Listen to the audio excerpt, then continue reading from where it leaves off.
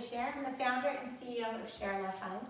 Today we are in week 48 of our RCYT, Registered Children's Yoga Teacher Training.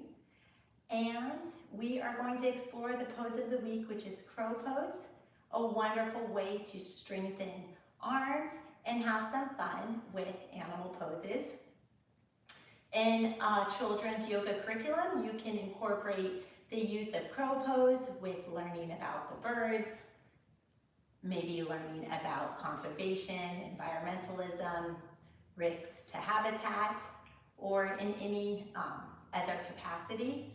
But it's fun to really engage children, especially at a younger age, with things that they can identify with. And a crow being a bird is something tangible, where they can look at pictures, they can write a story about it, which could turn into meditation as a precursor to crow pose and whatnot. So let us first start by continuing our Broadening Our Horizons series. Again, this is a series that our Youth Leadership Board and Young Authors Honor Society wrote as part of our charity. And it is relevant to children's yoga because it is a book written by children, but not for children necessarily, though other children may enjoy it, but it is a textbook written for incarcerated women. This book is an embodiment of the message that children are our future, they can change the world, and you're never too small or too insignificant to make an impact. All you have to do is try. It also teaches the children about the power of the pen, and that when they express themselves through quality writing, their voice will be heard. There's awesome pictures. I'll just show you this. So this was our inaugural graduation, and it's fun. This was our first graduating class, and they worked on this book, so I'm super proud of them. This chapter is chapter 7, called The Evolution of Food Culture and the Role of Women. So this work is the representation of our student graduates. It's not necessarily the opinions of ShareLove.Fund, though we support them having their own voice. Food is also relevant to children because it teaches them to take a recognition of what they're putting into their body and to treat themselves with respect. And when children learn to treat themselves with respect, then they are lined up, teed up for success to treat others with respect as well. Every other page has a photo, so it's really beautiful. And every chapter has a keyword section and an objective section to begin. The keywords are in bold throughout the chapter, and at the end of the book, there's an index to define them. And at the end of the chapter, there is a little chapter quiz. We don't provide answers to the chapter quiz because they are open-ended questions. You can really help us out by commenting on YouTube or commenting within the course itself in Teachable with your sample answers, because we want to compile a work of real answers from real people, and also it helps us get feedback to make a better edition in the future. So without further ado, let us begin. So earlier in this course, over the past 40 plus weeks, some classes we've read a chapter, and we've gotten to chapter 7 now.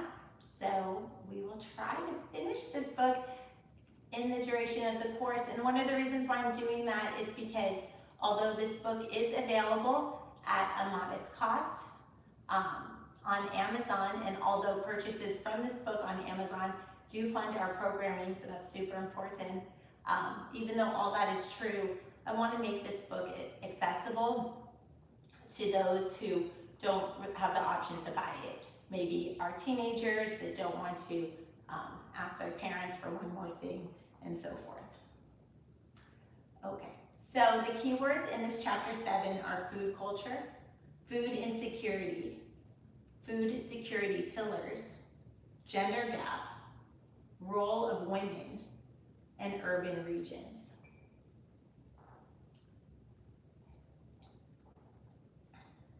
The objective of this chapter is the role of women is essential and crucial in all aspects of life. Women are trying to impose strong and powerful measures to ensure that the food culture doesn't get hampered due to pandemics or any other life adversities. This chapter presents the concept of evolution in food culture based on women's contributions. This is one of the most important chapters in this book because women cope in this male-dominated world. Women, however, stand out by offering economic and life cycle balance on global levels. I just want to add that it was a co-educational activity to publish this book. We had boys and girls on our Youth Leadership Board and Young Authors Honor Society, and even some from our International Business Honor Society. The students span, on our Youth Leadership Board, they span 10 high schools in 4 different countries, and it is a highly competitive board to get on. We only have 12 seats, and they have those seats all through high school. Why do they have those seats all through high school? Because our projects are multi-year projects. You can't just publish a book in a school year. It takes a lot of time. For example, our Gandhi Goes to School book, we worked on it for an entire year and published the Kindle, and then worked on it for another year, possibly longer. And we hope to soon publish the hard copy, which should be published anytime now. If we meet our deadline, that would be a 2-year project, to give you an example. The role of women is growing and thriving in the world. It is only fitting that the role of women should be discussed in the food sector, specifically the agriculture sector. Women living in rural regions contribute considerable effort and time working in agriculture. Women who are involuntarily working in agriculture are mostly doing it because of their situation. Circumstances can vary upon social class, ethnicity, region, and age. Regardless, women have proven time and time again that they can overcome most of these barriers. Their involvement has evolved our food culture. Women in urban cities who attempt to balance home and work life are also putting up immense efforts in changing the habits and culture associated with food. Women are known to play a critical role in maintaining our 4 crucial food security pillars: availability, accessibility, utilization, and stability. To make the situation even more complicated, there is a wide gender gap for women to access the necessary resources such as energy, credit, land, fertilizers, and pesticides. For women to thrive in attaining a pivotal role in food culture. We're just going to come around with a picture. We may be adults watching this, most of us, but who doesn't like a nice picture in a book? So these pictures have been contributed by our students, and they really did a beautiful job. Every other page is a picture. It's a gorgeous, gorgeous coffee table book, a gorgeous hostess gift. I'll come up with another picture, and this is a picture of our star, Ludmila Lebrecht. She was the one who said, let's write a book on food science. So she picked our topic, and the rest is history. So we have a big thank you for her. She really forged ShareLove.Fund to be what it is today by joining on our first days of being a startup. So let's see what they have to say. That's Ludmila on graduation day, so she's amazing. And Annie behind her, and she is amazing too. So they're both incredible rising stars. I won't be surprised to see them on CEOs under 30 and things like that lists, because the sky's the limit for them. If they did this in high school, who can imagine what they'll do next? Today, in many countries, women contribute more and do most of the physical work necessary to produce crops, control their use, and sell them. The gender disparities cause big chaos among the women trying to become an active participant in food culture. Men have had control over water, energy, and land necessary for the growth and production of food. But this gender gap made it difficult for women to participate with all aspects of food production. As women have historically limited access to land, food production was also less, which comprises women's production potential and causes food insecurity. Now that is changing. Women are now thriving in the 21st century with more opportunities to evolve food culture. Women are not just working as crop laborers, but are owning agricultural hubs, increasing food production yields. Not just that, but women are also implementing proper utilization, keeping track of availability, and managing overall food-related issues. All of this has happened as a result of women's empowerment. Women have more responsibility and contribute in areas of primary concern: home, state, and country. Managing the household chores, organizing the food habits, preparing a healthy routine, and other such jobs done by women contribute to the overall evolution of food culture.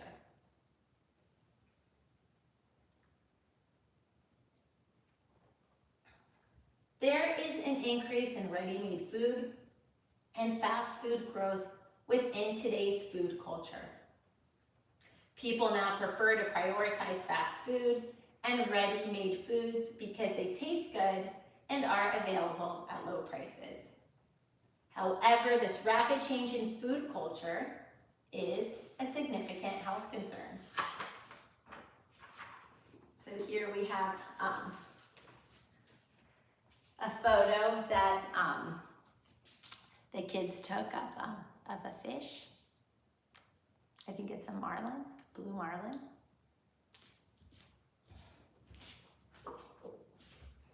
And some tools, farm tools perhaps.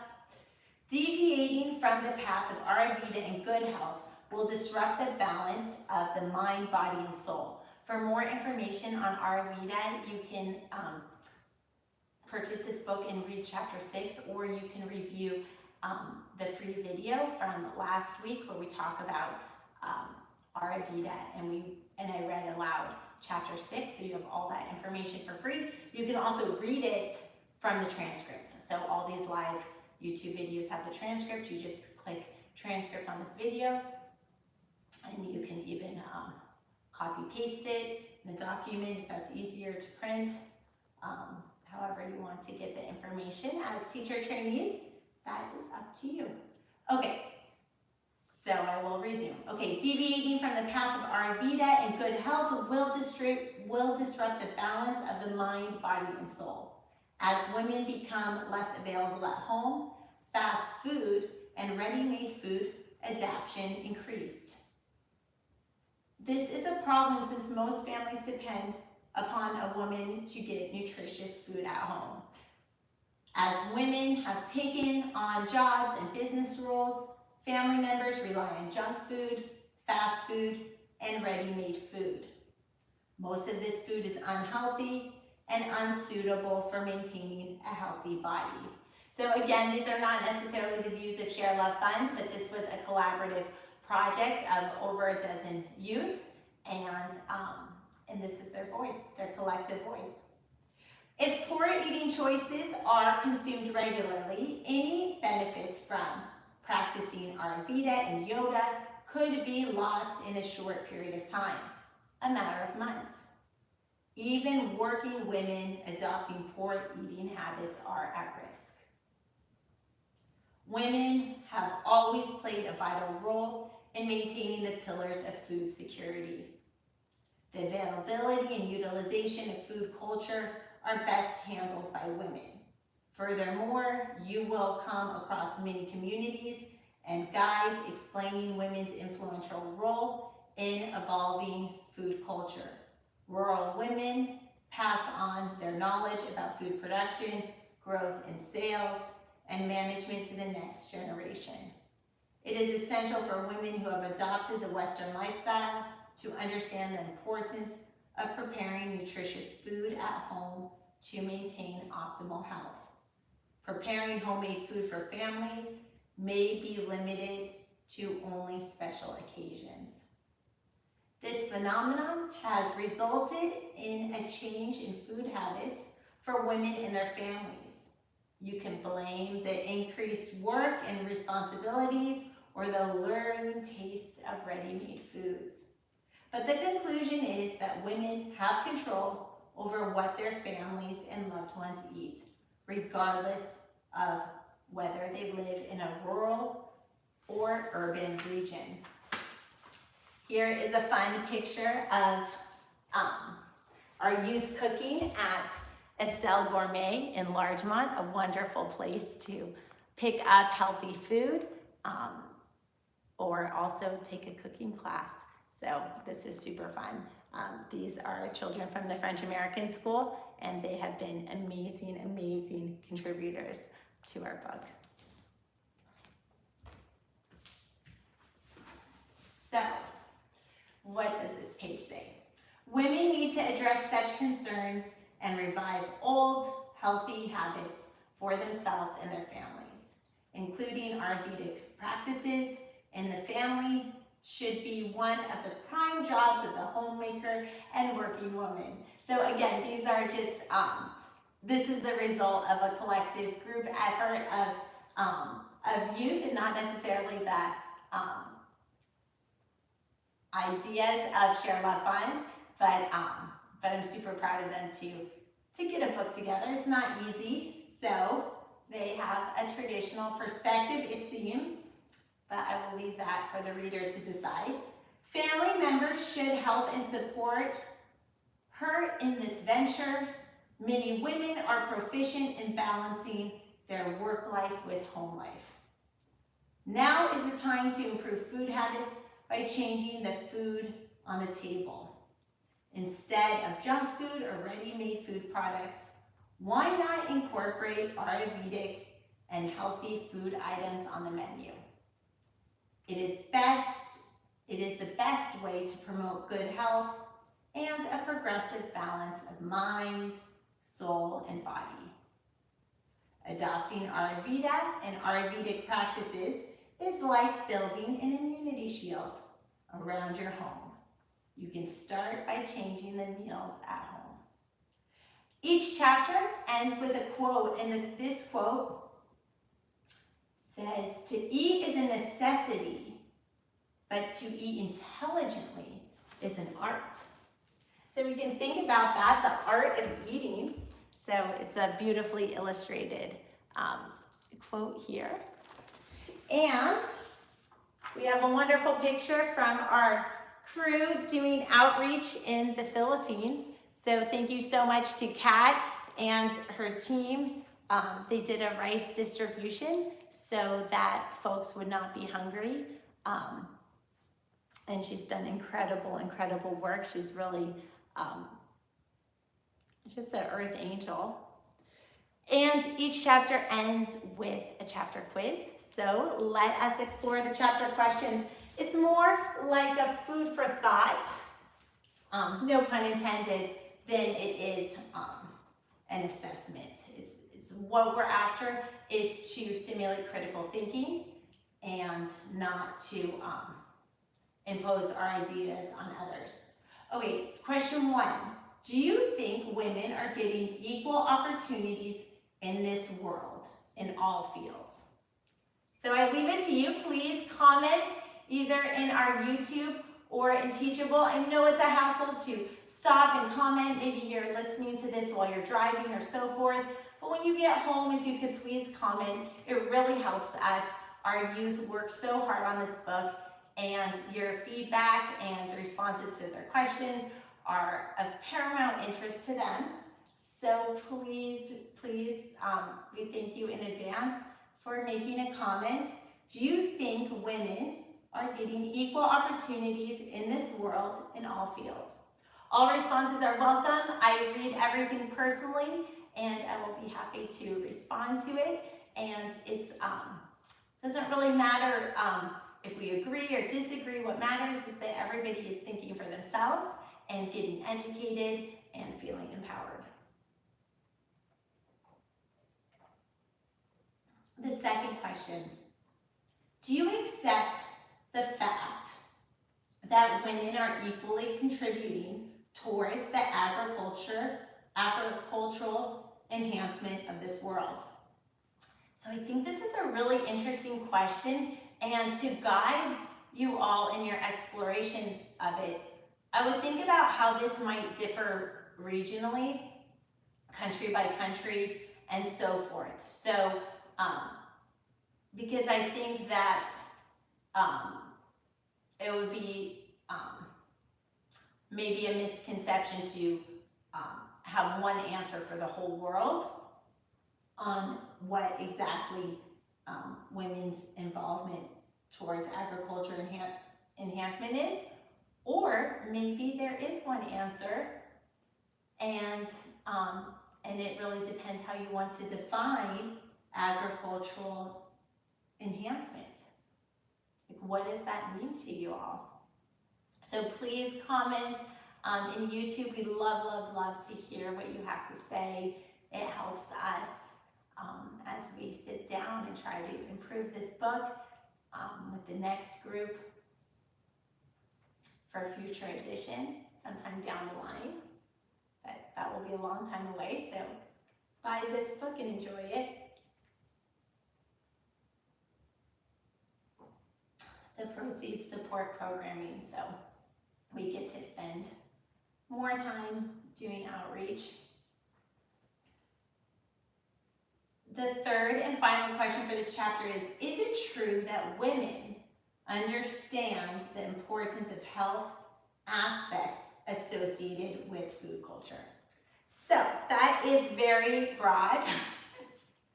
I would imagine it would vary among women, but that is the question that the students have posed to us to answer, and we would love to hear your answers too.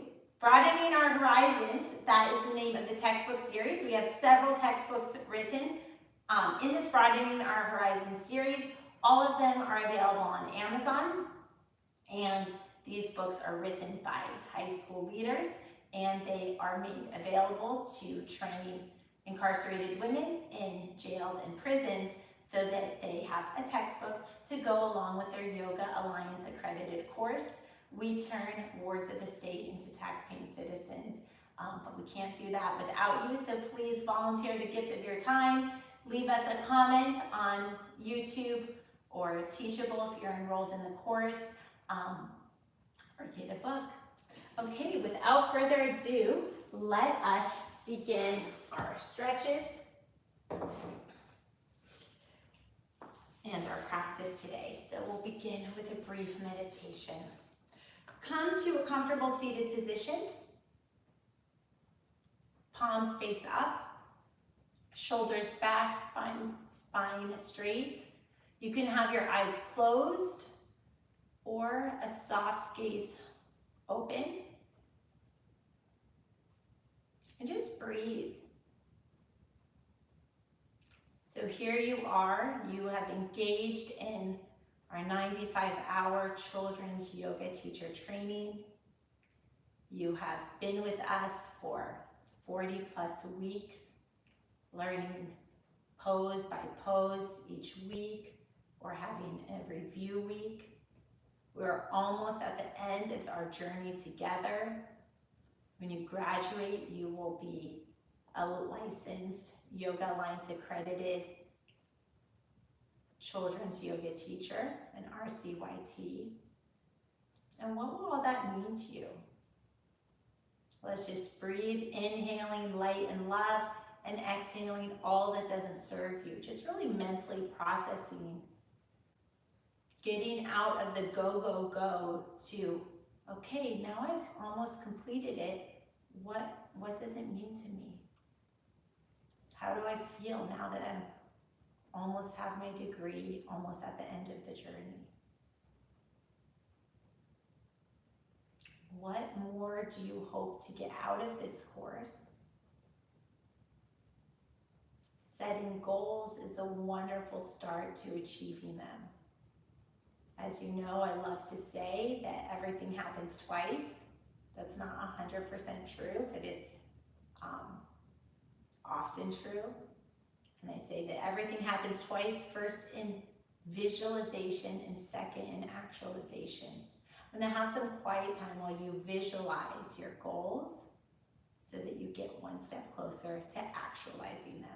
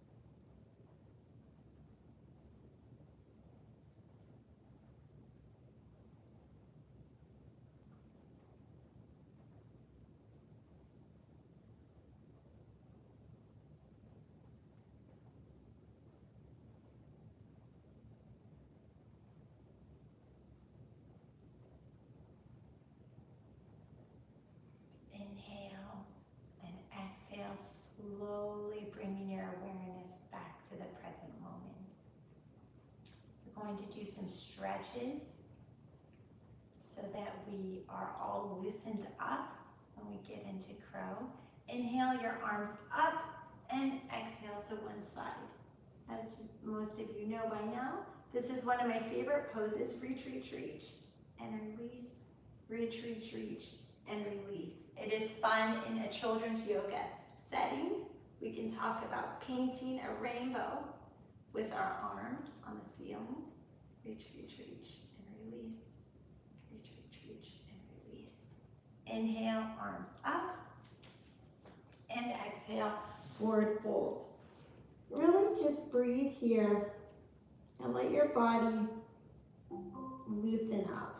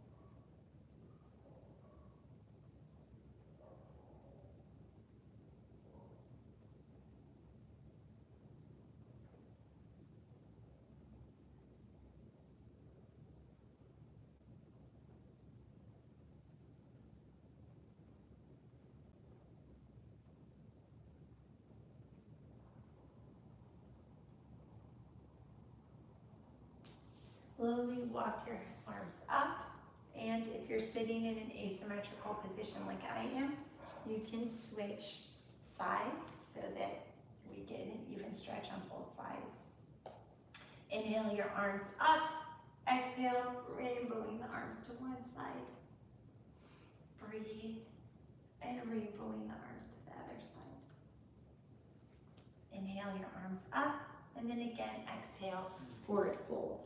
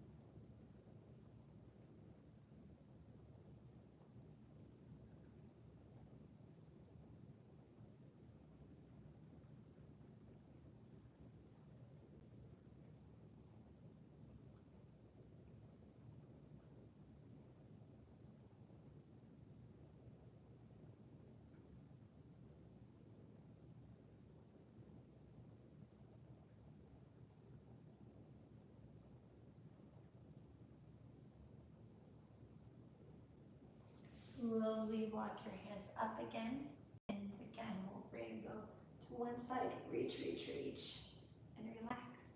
Reach, reach, reach, and relax. A third time. Reach, reach, reach, and relax. And breathe through it. Reach, reach, reach, and relax. Trying to keep your shoulder up parallel with the wall. Reach, reach, reach, and relax. Reach, reach, reach. Coming back, extend your right leg out, your left leg in the thigh area, and this is a wonderful stretch to do with children. Inhale the arms up and exhale to your comfort level. You can grab a foot, a thigh, it doesn't really matter. What matters is that we're stretching.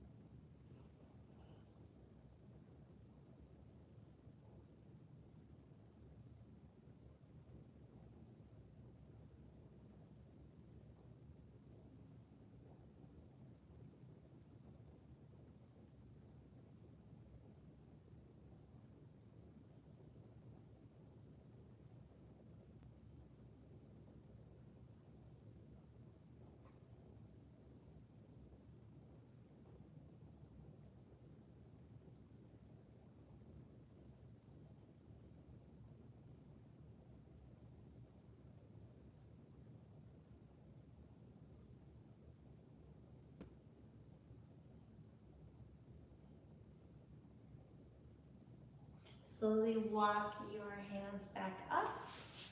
Briefly bring the soles of your feet together. And one thing that is really fun to teach with children's yoga is you can open up your feet and pretend like you are reading a really good story. Oh, what do my feet have to say? The children can go around in a room and make up a bit of a story and create a story chain. And also by applying pressure with your hands and your thumb to open up the feet, that also gives the children sensory input. Exhale, pushing your left leg out, your right foot touching your left thigh. Inhale, arms up, and exhale, forward fold to your comfort level. It could be grabbing a toe, your shin, your thigh, whatever feels good. Doesn't matter how far we're going. It's not a competition. It's just about getting a release where you are right now, meeting you where you are.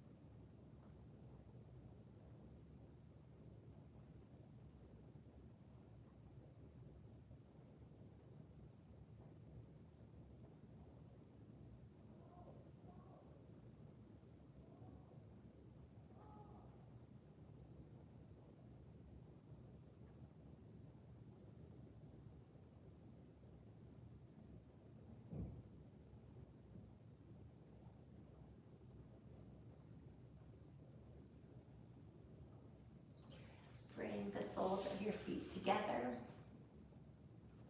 And we'll do cobbler's pose, fluttering our legs like butterfly. So today, the pose of the week is crow pose, but children also love animal poses as discussed. And so butterfly is also fun animal imagery. Come to horizontal on the mat. Slowly roll down to engage your abdomen. Bring your knees into chest and rock side to side. Massaging out the spine. Push the heels up to the ceiling. Inhale the arms up, connecting your shoulders with the mat. Dead bug. So dead bug is not an official ShareLove.Fund pose, but I introduce it because we're talking about animal poses today, and kids think this is very funny, called dead bug. Exhale, cross your legs, left leg on top of right leg. Grab a hold of opposite ankles.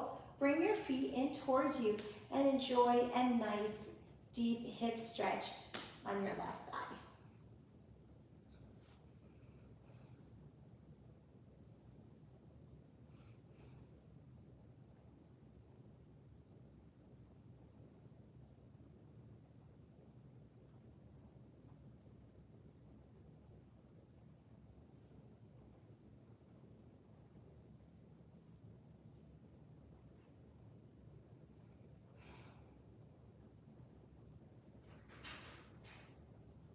Continue to stretch. I'm going to check the comments.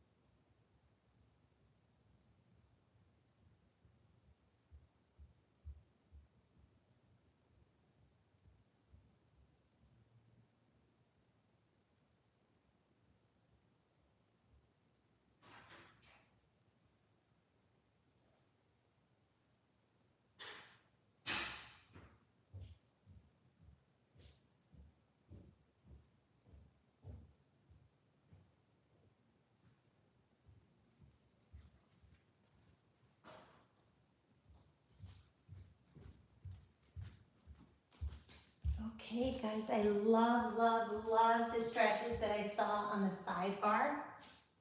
That is really awesome.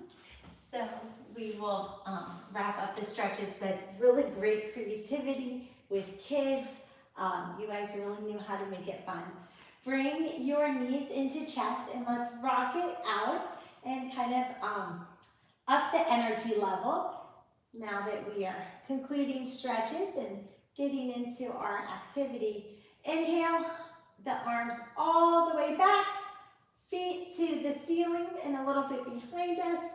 Can go a little bit into plow. Use that momentum to rock up to a seated position. From a seated position, inhale the arms up, sweep them around, and enjoy table. From table, we will massage out the spine a little bit and work our way up into down dog. Down dog is another animal pose. And as discussed, kids love poses with animal names because it's relatable. You can push around in a circular motion. When you are ready, curl your toes underneath you and push up to down dog. In down dog, pedal out your feet. You can bend your right knee and feel the hamstring stretch in your left. If it feels comfortable to you, you can have your left heel down. If that's a little too intense, then feel free to lift it up. You just want your back straight, tailbone to the sky. Exhale, bend your left leg, your left knee, and pedal out on the other side. You're building strength in your hands and wrists, arms, which is excellent for the arm balance of crow, which we're about to go into. Exhale, both feet down. If your heels pop up, that's fine, depending on how flexible your hamstrings are. Push out into it. Come to a plank. Knees, chest, chin. Cobra. Push back into down dog. Jump the hands forward, which is fun for kids. A little playful. Exhale, forward fold. Inhale, half bend. Inhale all the way up. Upward salute. And exhale, Tadasana. From Tadasana, we'll go center on the mat. Legs wider than hip width apart. Toes face out. We did reclined goddess pose in an earlier class. And now we will do standing goddess pose, a variation of that reclined goddess pose. For every pose we teach you in our 45 key signature poses, you can actually have so many more poses than 45 just by doing variations. So inhale, arms up, and then exhale, squat and goddess pose. So this is a variation of one of our 45 key signature poses of reclined goddess. So this can be fun for kids too. You can pair it with other kinds of exercises, like a twist and touch the elbow, and so forth. Bring your hands to your legs, bring your toes forward, and exhale, forward fold. Walking the hands to one side so you can reach towards your right ankle and just exhale and release.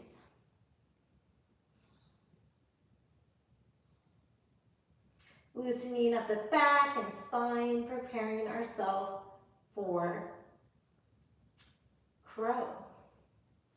Exhale, walk the hands towards the center and bend one knee, bend the other like a side lunge, really stretching that inner thigh. Walk your hands to come around to your left ankle and enjoy the stretch there.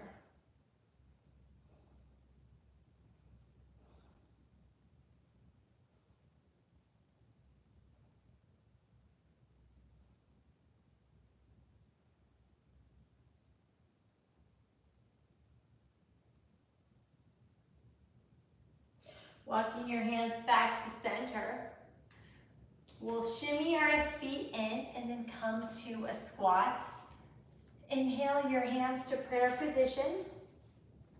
Elbows really pushing out on your inner thighs. You want to try to drop your tailbone down, crown of your head up, and just breathe.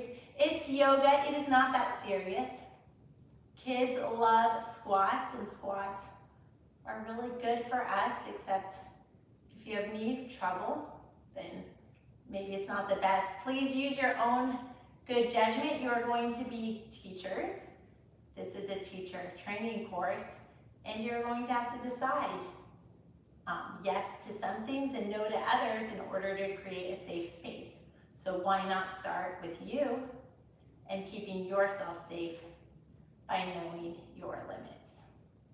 When you feel ready, you can come, bring your hands around, and we'll talk about crow. If you have some padding, you might want some. There's a psychological element to crow where some folks are afraid of falling. So sometimes having padding encourages folks to take the initiative that they need, knowing that they will have padding. If not, we're pretty low to the ground. So, we'll give it a go. Okay, so from the squat position, place your hands flat on the mat. Come up to your toes, the balls of your feet, and you can do toe taps, one on each side. When you feel ready, crow. And you can just play around with it, moving in and out. It's fun for kids to move around, burn off energy, and it's playful. It's yoga, it's not that serious. Crow. From crow, we'll come back down and enjoy a nice, relaxing stretch, bringing one arm across your body, rolling out the wrists to one side, rolling out the wrists to the other side. Exhale, bring your other arm across the body, rolling out the wrist to one side, rolling out the wrist to the other. Bring your knees into chest, cross your legs again. We did this earlier, but a little different now. Allow those legs to fall to one side. So your knees can be pointing to the right, and your left arm, palm face up, is perpendicular to that. Right hand is pushing down on your left thigh. Reclined spinal twist. It's a variation. In an earlier class, we did it with a straight leg out. So now we have both legs bent. And just breathe.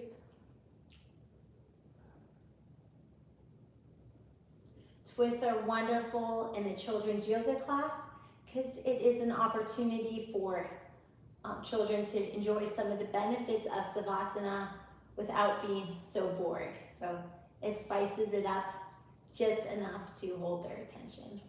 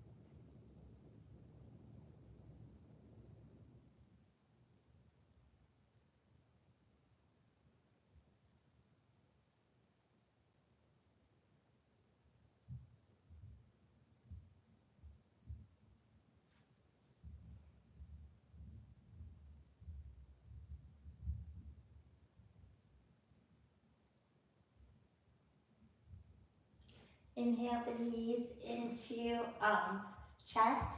Come to happy baby, which is always so fun for kids, rocking side to side. Straighten one leg out for half happy baby, getting a nice deeper stretch. And inhale, switch, extending out your other leg for a happy baby on the other side. Coming back to the symmetrical standard happy baby, rock side to side a little more. Then bring your right leg over your left so it is crossed. Allow your legs to fall to the left side. Inhale your right arm up all the way around, palm facing the ceiling. And place your left hand on your right thigh to increase the stretch. Eyes have a soft gaze or closed, but your nose is pointing to the palm of your hand, of your right hand facing the ceiling, as you enjoy this variation of a spinal twist.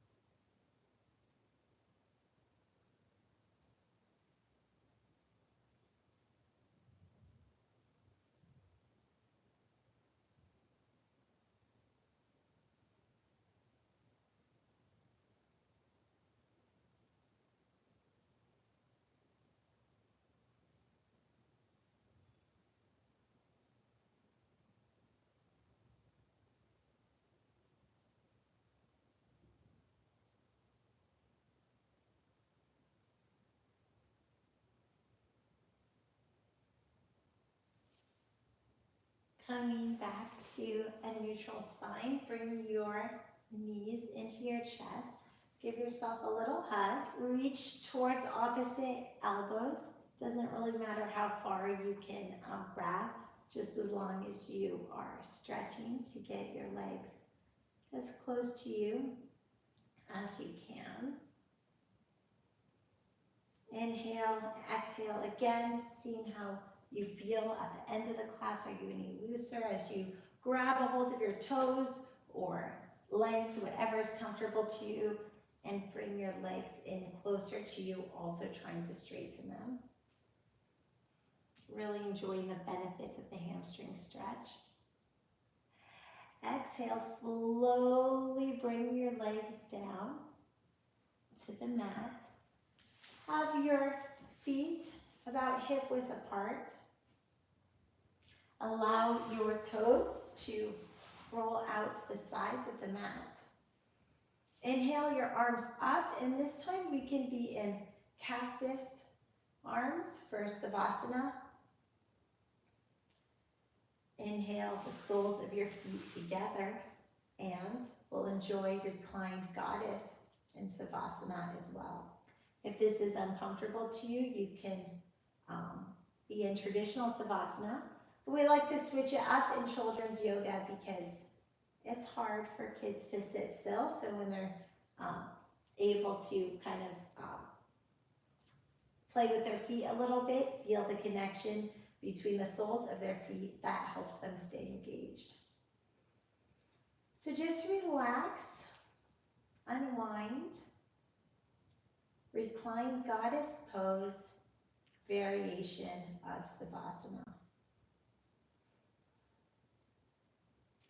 Try to feel the connection of your entire spine, including the back of your neck with the mat. You can bring your chin in and then slowly roll your head back, trying to gain connection with your neck and the mat.